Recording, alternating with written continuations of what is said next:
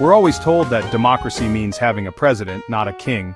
But here's a thought: what if a king, in some cases, actually protects democracy better than a president does? Sounds crazy, right? Let me explain.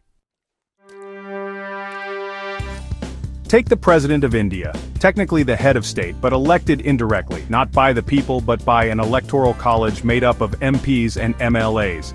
And how are those MPs and MLAs elected? Through the first-past-the-post system, where someone can win with just 30 or 35% of the vote. So even the people choosing the president may not represent a true majority of citizens. So yes, the president is technically elected, but the public's role is very limited. It's democracy, but only on paper. Now here's the real issue. The president doesn't act independently. By law, they must follow the advice of the government, which often means the ruling party. That includes appointments to major constitutional positions like election commissioners, governors of states, judges, and even who gets pardoned. So if a single party has a strong majority, they can use the president to fill key posts with loyalists, weakening the very checks and balances that protect democracy.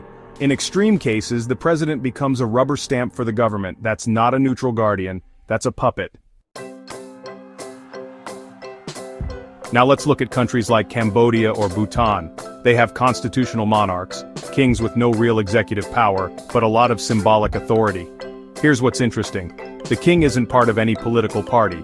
He doesn't owe his crown to an election campaign or to party loyalty. He's above politics. In Cambodia, for example, the king is chosen by a special royal council. Not inherited directly, but not voted in by the public either. He can't be removed by politicians, he's not part of the political game, and that distance from politics can be a strength, because it makes him harder to manipulate. So here's the dilemma. The president is supposed to be democratic, but is often controlled by the government.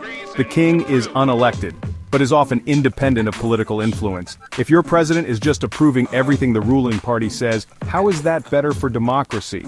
Maybe a neutral, apolitical monarch, even without democratic legitimacy, can actually do a better job of guarding institutions, symbolizing unity, and resisting political overreach.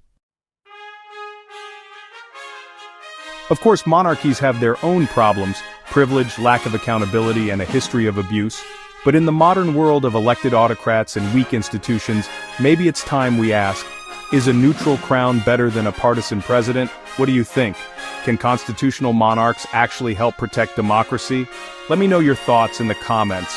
And if you enjoyed this video, make sure to like, subscribe, and share with someone who still thinks monarchies are always anti-democratic.